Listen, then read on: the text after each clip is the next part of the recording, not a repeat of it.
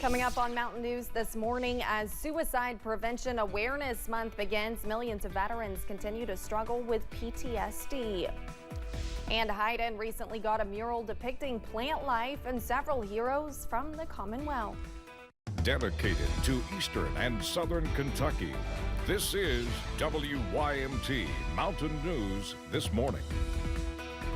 Good morning, I'm Olivia Calfee. The time is 5:32 on September 6th. Now let's check in with Chief Forecaster Brandon Robinson for a look at your forecast this morning.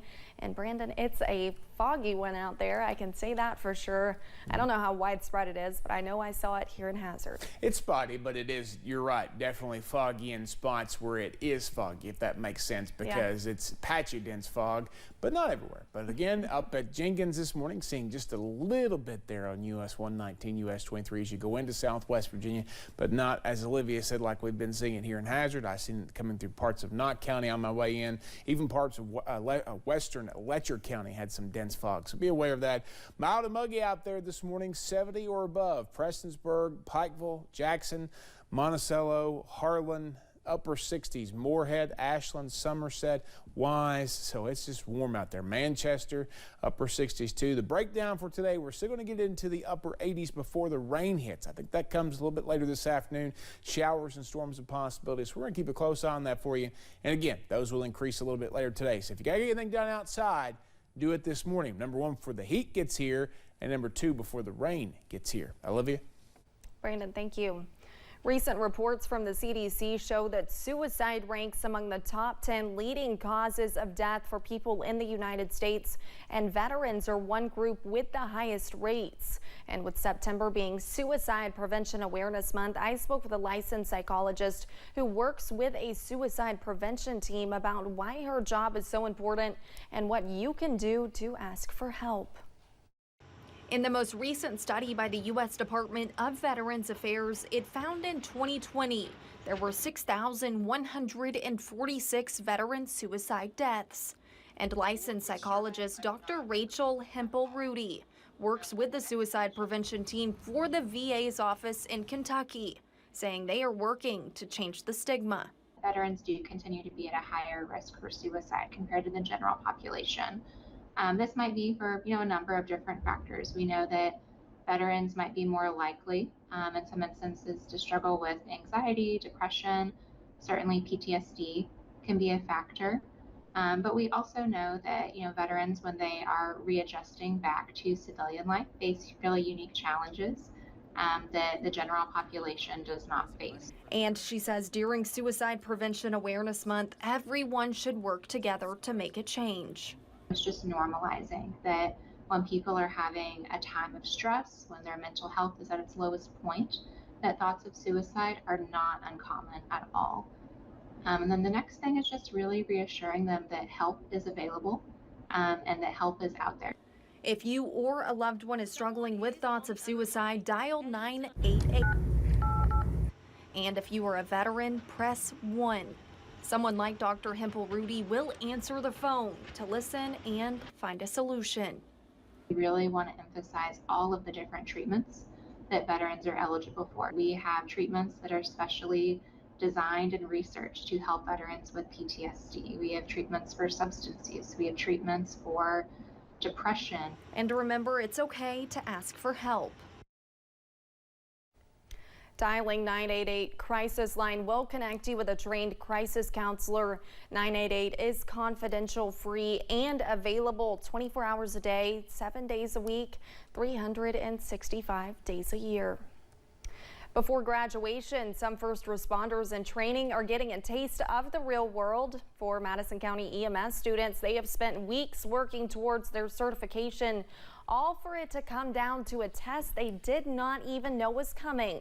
The simulation is a mock active shooter incident that is supposed to act as a real-life scenario, with actors pretending to be wounded citizens.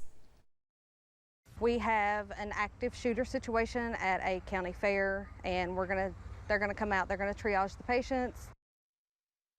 In less than 2 hours after the students were sent to tend to their victims, the mock situation was diffused and the students were sent away with a valuable learning experience. Officials say if you want to learn how to respond to emergencies, you can join their classes coming this fall. The woman accused of killing her 17-month-old toddler was arraigned in Bell County Circuit Court yesterday morning. Bell County Commonwealth's attorney Lisa Fugit posted to her personal Facebook page that she will seek the death penalty against Erica Lawson for her alleged role in killing the toddler. Lawson was indicted on multiple charges last month. 2 people were arrested after a standoff in Southwest Virginia this past weekend.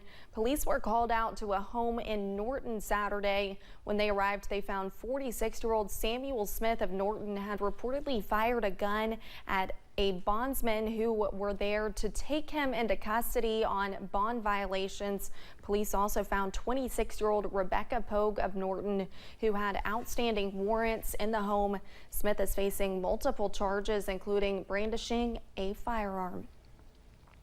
A Knox County woman is behind bars after police say she tried to steal an ATV. Last Friday, the Laurel County Sheriff's Office received a complaint of a man and a woman trying to steal an ATV at a home on John R. Jones Road, about 9 miles west of London.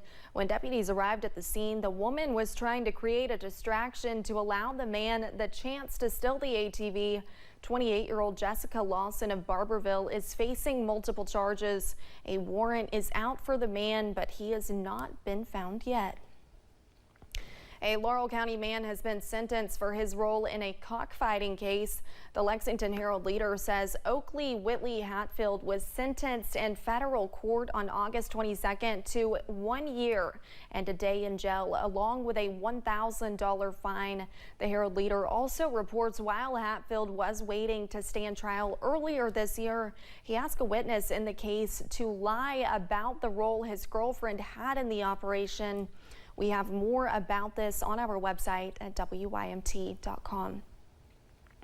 2 people are recovering from a fall in southern Kentucky this past weekend. It happened near the dam on Beaver Creek behind Kennett's Antiques in Wayne County Sunday. In a Facebook post, officials with the Wayne County Rescue Squad said a woman and a child fell about 15 feet. They were not identified. They were rescued and taken to the Wayne County Hospital for treatment. We do not know their conditions. A traffic alert for those in Clay County. Transportation officials say the Martin Branch Road Bridge in the Bullskin Creek community is being replaced on September 25th. The northbound lane of Kentucky 1482 will be closed during parts of the construction. The bridge project has a traffic impact time of up to 6 days and is scheduled to be reopened near the end of November. We understand there will also be a project involving a bridge replacement in Harlan County beginning on September 18th. The bridge project will replace the Ages Creek Road Bridge through Ages Branch. Those on the road need to watch for signage and flaggers. This project also has a traffic impact of up to 90 days and is scheduled to reopen in the middle of December. In a news conference yesterday morning, Governor Andy Beshear announced a record $386 million investment to expand internet access in 46 counties. 3 counties in our region were awarded funding for internet expansion. Bell County is receiving a little more than $214,000 for its project, while Laurel County is receiving more than $3.5 million. Pulaski County is being granted nearly $20 million. All of this will be with Spectrum as the provider. High unemployment rates are not a new thing in eastern Kentucky. The state's seasonally adjusted preliminary July 2023 unemployment rate was 3.8%. That's according to the Kentucky Center for Statistics. Julia Sandor spoke to experts in the field about the trends they are seeing in the Commonwealth. Experts say right now there's a tight labor market. At the Kentucky Retail Federation, Steve McLean says their members are seeing less applicants. For some of these jobs, particularly retail, those were, jobs people took because they were part-time and they brought in a little bit of money, for them to have. But then with COVID and all, they've just said, I'm just going to retire. And those folks did not come back to the workforce. UK's director at the Center for Business and Economic Research, Dr. Mike Clark, says there's a strong demand for workers. Others where maybe we've seen some struggles in terms of employment gains have been in the area of professional and business services. These are things like architectural, engineering services, attorney services. It also includes temporary workers. We have seen that sector actually has contracted a bit over the past year. He says Kentucky added jobs in manufacturing, construction, and education healthcare services at a faster pace than they've seen nationally. Well, I think if you look over the last couple of years, you've seen that employment, both in Kentucky and nationally, has been very strong. You've seen a strong demand for workers. Employers are trying to hire workers, and they've really struggled over the past year or so to find workers. In Lexington, Julia Sandor, WKYT. And the Kentucky Center for Statistics says from July of 2022 to July of this year, unemployment rates grew in 98 counties and fell in 17. Leslie Countyans are looking to expand a mural representing community heroes. The mural includes symbols representing the Osborne brothers, Tim Couch and Mary Breckenridge, through a fluorescent design. Joel Brashear with Hayden Citizens Bank says they are still working to figure out what will be painted next. The ladies from Pink Mural are going to come down in the spring and finish the entire thing. We've not nailed down a specific topic that we're going to do. We've talked about industry in Leslie County, things like healthcare, coal mining, timber, education, just some of the things that really make Leslie County special.